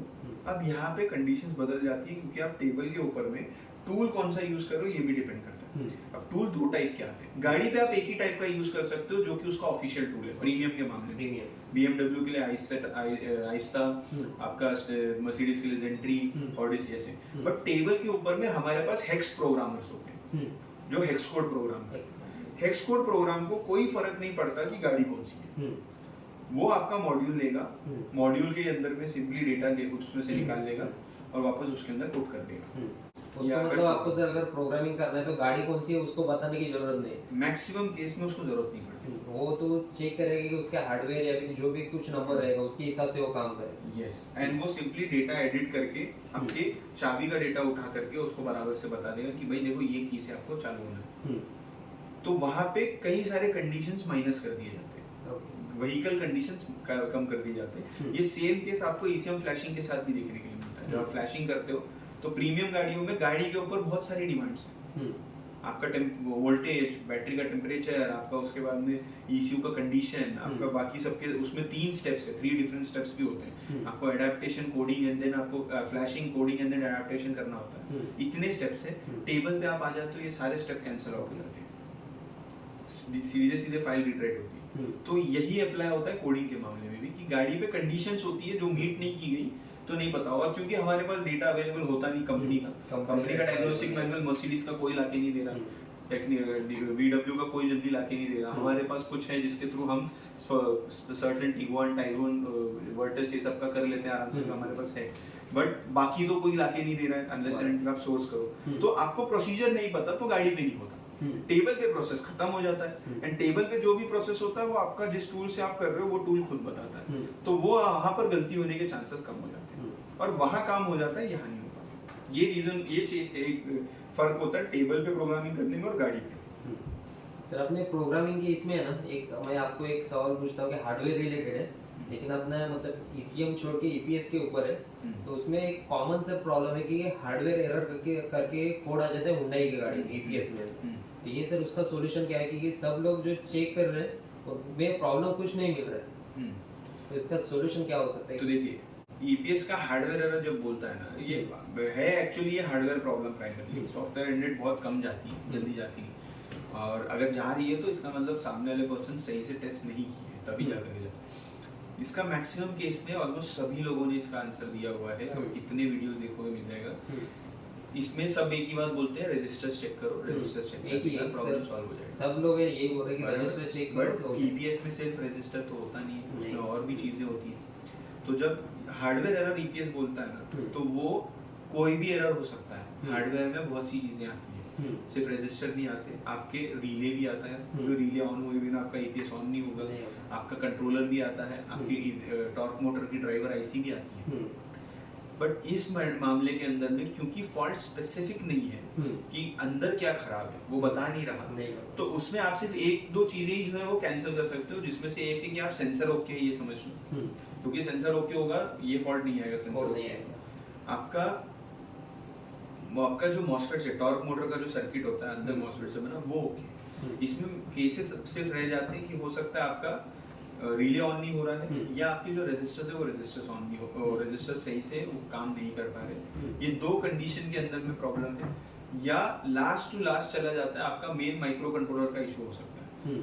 एंड रेयर केस में चांस है कि सामने वाला पर्सन ने इसके अंदर में भी स्टैटिक से इसको डैमेज किया है, क्योंकि ईपीएस में भी ऑसिलेटर पड़ता है, ऑफ कोर्स, क्योंकि उसमें भी ऑसिलेटर होता है, और वो ऑसिलेटर को डैमेज हो सकता है आपके स्टैटिक से, जिस वजह से प्रॉब्लम आने के बाद में आपका ईपीएस हार्डवेयर एरर बोलेगा, सिर्फ इतना ही बोलेगा, बाकी कुछ नहीं बोलेगा। और सर अगर ईपीएस का अगर अपन मेन कंट्रोलर चेंज कर देते, उसके लिए कुछ प्रोग्रामिंग होती है या फिर उसके लिए कुछ टूल यूज किया जाता है? आप एक्चुअली एक चिप लेवल प्रोग्रामर का इस्तेमाल कर सकते हो उस पर्टिकुलर चीज के लिए, बट आपको प्रॉपर नॉलेज होना चाहिए एमसीयू की फैमिलीज के बारे में, और साथ ही साथ में आपका टूल की कैपेबिलिटीज के ऊपर में, ये दोनों की नॉलेज है तो आप उसको कर सकते हो।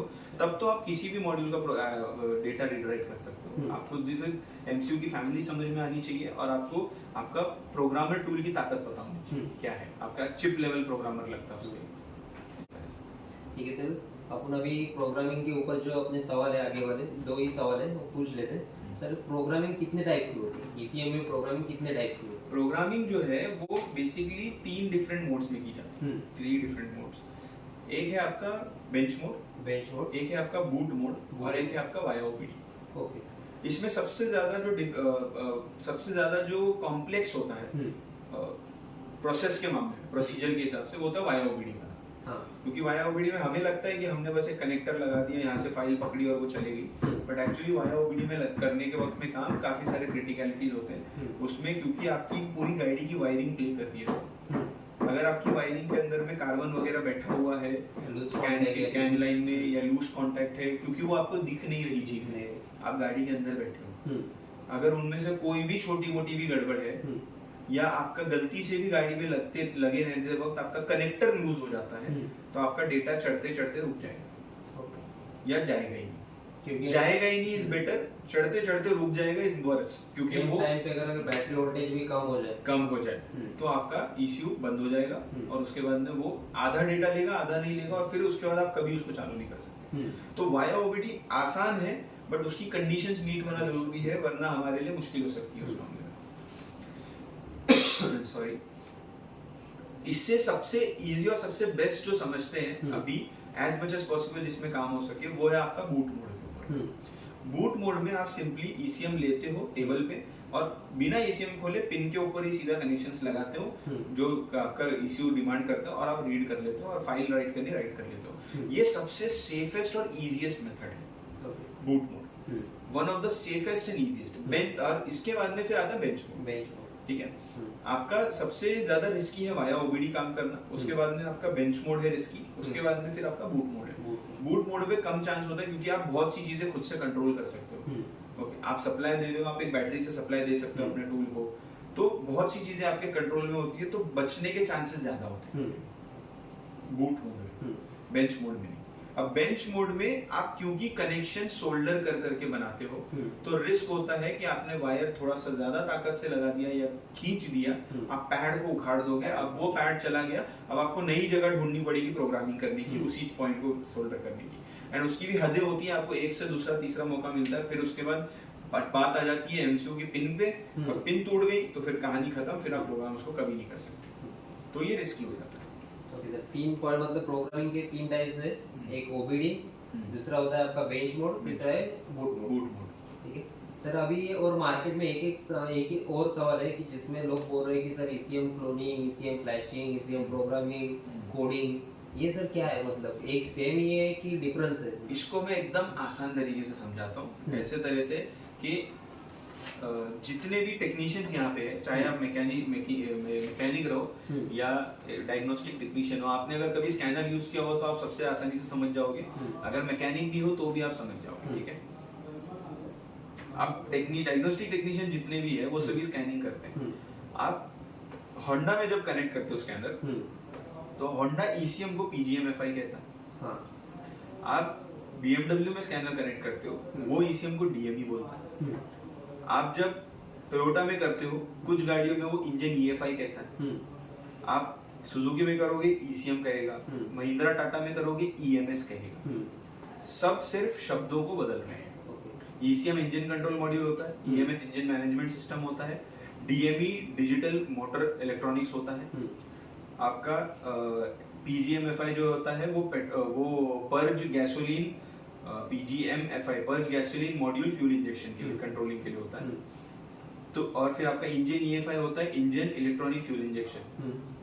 तो एंड ऑफ द डे सभी ने एंड में आकर के क्या बोला, एक अलग भाषा में सबने एक ही बात कही कि भाई हम इंजन चलाते।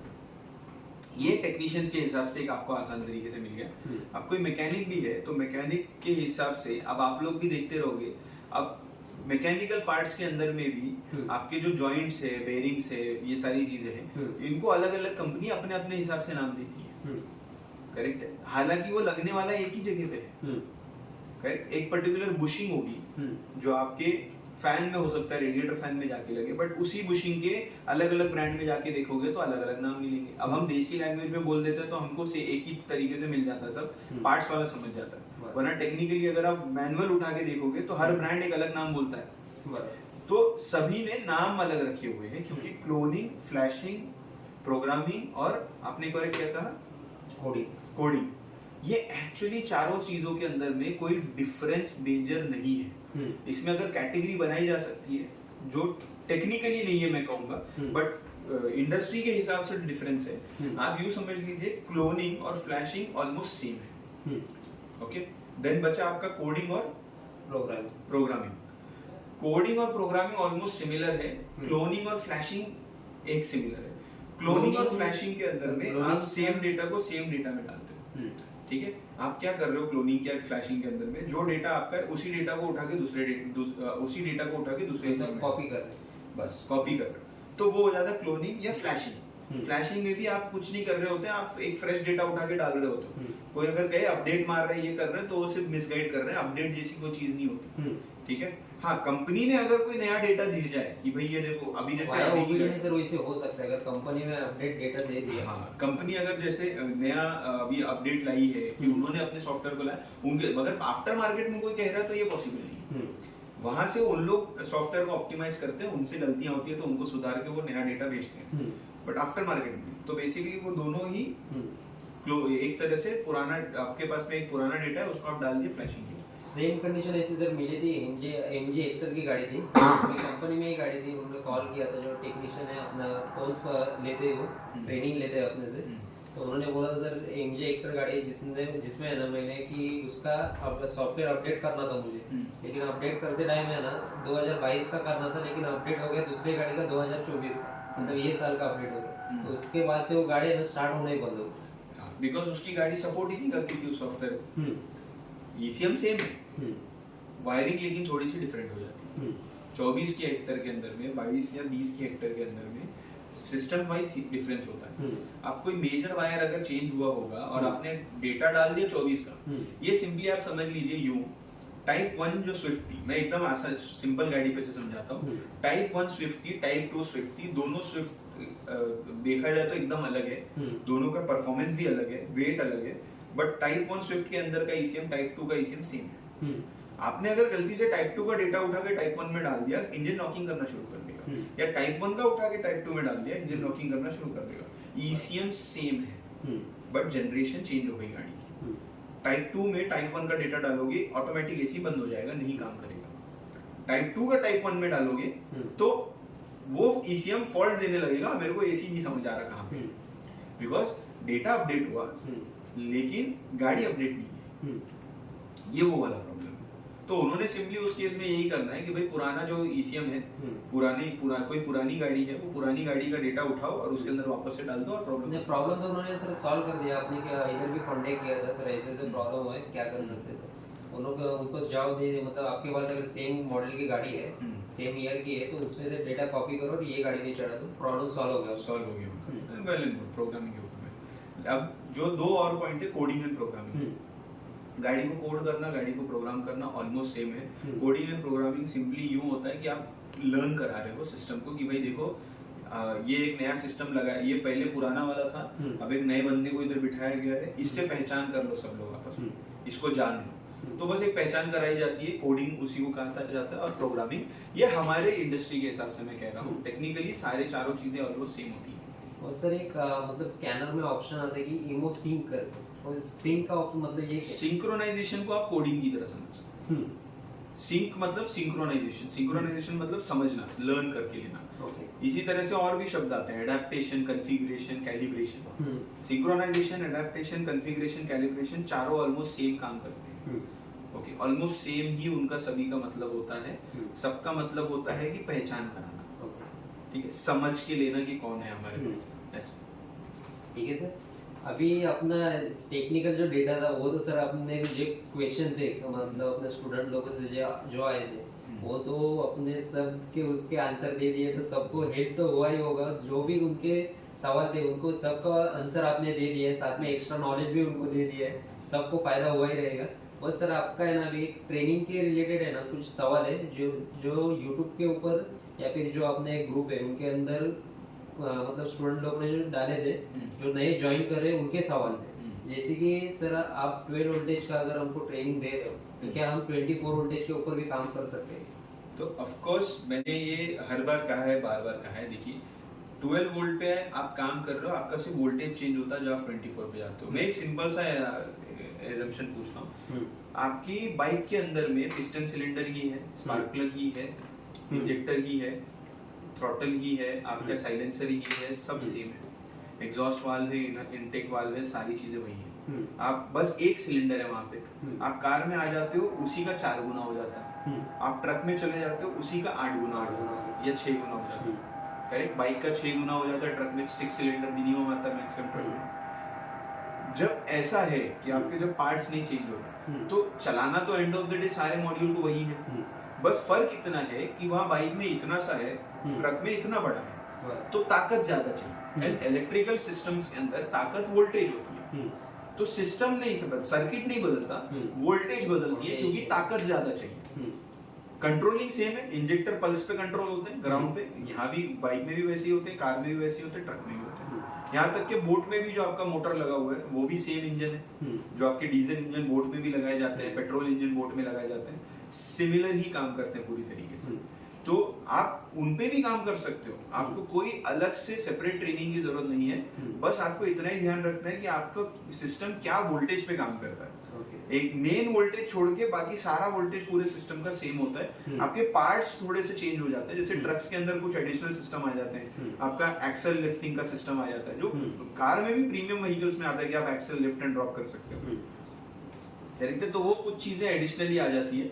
तो वो सिस्टम समझ के सही से, अगर आपने ट्रेनिंग को एक सही नजरिए से आपने लिया है तो सिस्टम समझ के आप आसानी से कर सकते हो उनके ऊपर में काम।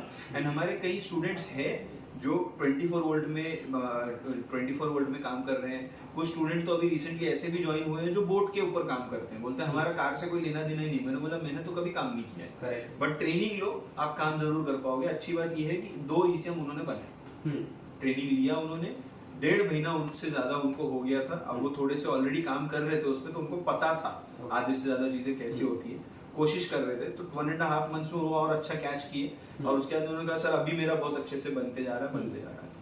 मतलब सर अगर अपन यहाँ पे ट्रेनिंग लेते हैं तो कार के साथ बाइक और ट्रक में भी अपन काम कर सकते हैं। Of course without any issue कर सकते हैं। और सर क्या आप हर एक गाड़ी का ECM मतलब रिपेयर कर सकते हैं? हर एक ECM रिपेयर हो सकता है?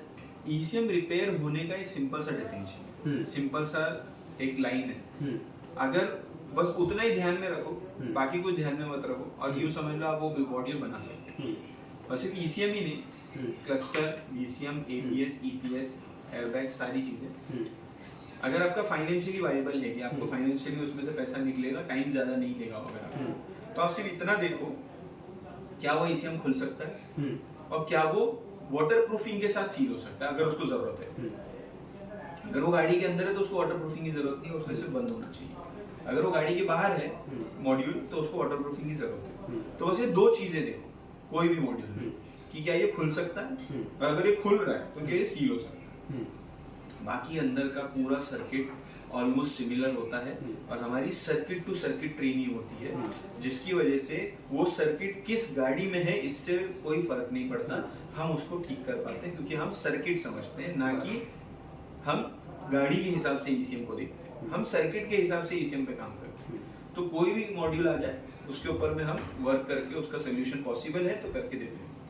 सर एक और एक सवाल है कि अपना 2 व्हीलर के रिलेटेड था, एक अपना स्टूडेंट ने पूछा था कि सर 2 व्हीलर का प्रोग्रामिंग करने के लिए कौन सा टूल यूज कर सकते हैं कि ECM का प्रोग्रामिंग करने के लिए? एक्चुअली देखा जाए तो 2 व्हीलर के 200 सीसी से ऊपर के जो बाइक्स है, 125-100 सीसी की जो बाइक्स है, इनके लिए खास अलग से ECM बनाया जा रहा है, और वो ECM को ओपनेबल नहीं रखा जा रहा है। तो पहली बात ECM खुल के बंद हो सके, यही कॉन्ट्राडिक्शन आ गया कि भाई यही नहीं कर सकते तो बनाएंगे कैसे।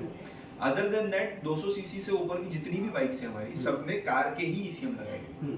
तो जो ECM कार को चलाते हैं ऑलमोस्ट वही ECM आपके बाइक्स में भी है। आप रॉयल एनफील्ड ले लो, जो आपके ECM से आपकी टाटा नैनो चलती है उससे वही भी चल रही है। जो हालांकि जनरेशन अपडेट हो गया, मैं बस सिंबलाइज कर रहा हूँ कि भाई आपको एक समझ में है कि उसमें एक ही कपलर में पिन होती है, नैनो में भी वैसे ही होता है। आप रिक्शा ले लो, रिक्शा के अंदर में जो ECM है वही ECM ऑलमोस्ट इसमें भी लगाए जाते हैं, बाइक्स में और कार्स में भी। तो जो ECM आपका कार में भी लगा हुआ है और इधर भी है, उनको तो हम हमारे जो रेगुलर प्रोग्रामिंग टूल्स है, PCM tool, KTAG, KT200, KT flash, ये PCM ट्यूनर्स, ये सारे इनसे ही कर सकते हैं। तो अलग से लेने की जरूरत नहीं है, ठीक है। अब क्योंकि बाइक का मार्केट उतना वास्ट नहीं है तो उसके लिए डेडिकेटेड कोई टूल बनाया भी नहीं है, उसका काम इसी में हो जाता है। आपके KTAG, KT200, PCM टूल इनके अंदर हो जाता है, क्योंकि प्रोग्रामिंग हार्डवेयर नंबर के हिसाब से होती है, गाड़ी के हिसाब से नहीं होती कभी। ठीक है सर, एक और लास्ट सवाल है सर कि अगर मैं आप इंडिया में अगर ट्रेनिंग लेता हूँ, आपसे ECM का ट्रेनिंग लेता हूँ, तो मैं क्या आउट ऑफ इंडिया जाके काम कर सकता हूँ? ऑफ कोर्स, और यकीन मानिए आज हमारे 17 डिफरेंट कंट्रीज में स्टूडेंट हैं, 17 कंट्रीज में हमारे पास से स्टूडेंट गए हुए हैं। और वो वहीं से बैठ करके हमसे ट्रेनिंग्स लेते हैं एंड उसके बावजूद भी सक्सेसफुली ऐसी भी गाड़ियों के ऊपर काम करते हैं जिनको मैंने खुद पर्सनली कभी ना देखा है ना उनको हाथ लगाया है, बट उसके बावजूद वो हम हेल्प भी लेते हैं हमसे, हम उनको गाइड भी कर पाते हैं, वो ट्रेनिंग लेने के बाद उन गाड़ियों पे काम भी कर पाते हैं। तो ये सारी चीजें सीखने के बाद में, जैसा मैंने कहा, हम सर्किट टू सर्किट समझते हैं, तो कोई फर्क ही नहीं पड़ता मुझे कि मेरी गाड़ी कौन सी है, मेरा ईसीएम कौन सा है, कैसा है, मुझे बस देखना है कितने सिलेंडर है, कितने कॉइल है, कितने इंजेक्टर है, कितने सेंसर है, कितने बैंक्स है। खासतौर से इंजन के मामले में बात किया जाए तो बैंक्स होते हैं उसके अंदर, बैंक 1 बैंक 2, तो इनटेक का बैंक 1 बैंक 2, एग्जॉस्ट का बैंक 1 बैंक 2, तो गाड़ी से मैटर ही नहीं करता कि कौन है, हम बैंक्स देखते हैं और हम सिलेंडर्स देखते हैं।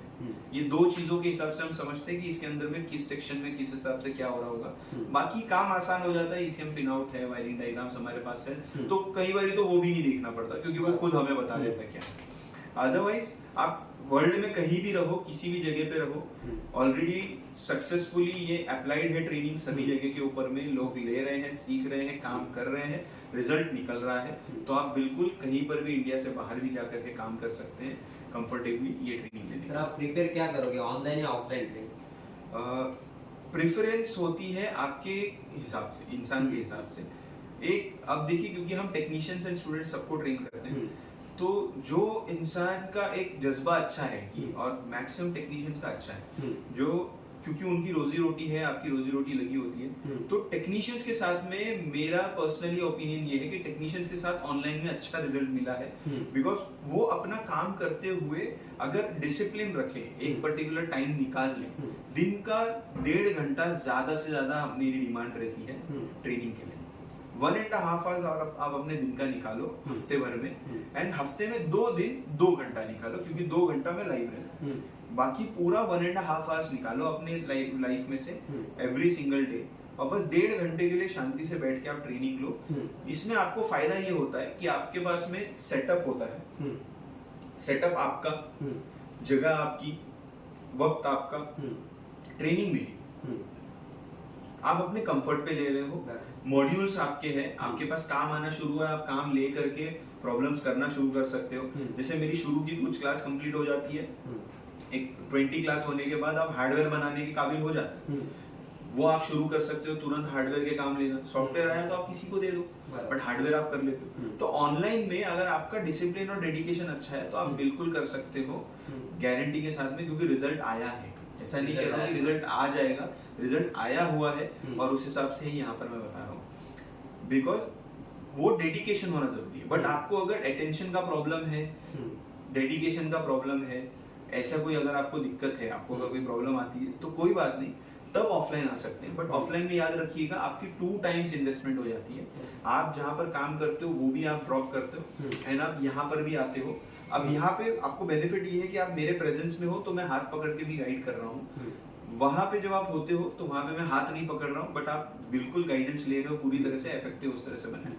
बट यहाँ पर आपका ये होता है कि डेडिकेशन यहाँ पर मैं आपका बिल्ड कर लेता हूँ खुद ही, एंड आपके साथ रहता हूँ। तो अगर आपको समझने में, इंग्लिश समझने में ज्यादा दिक्कत आती है, थोड़ा बहुत आपको लैंग्वेज में तकलीफ होती है, तो आपके लिए प्रेफरेबल होगा कि आप ऑफलाइन आइए।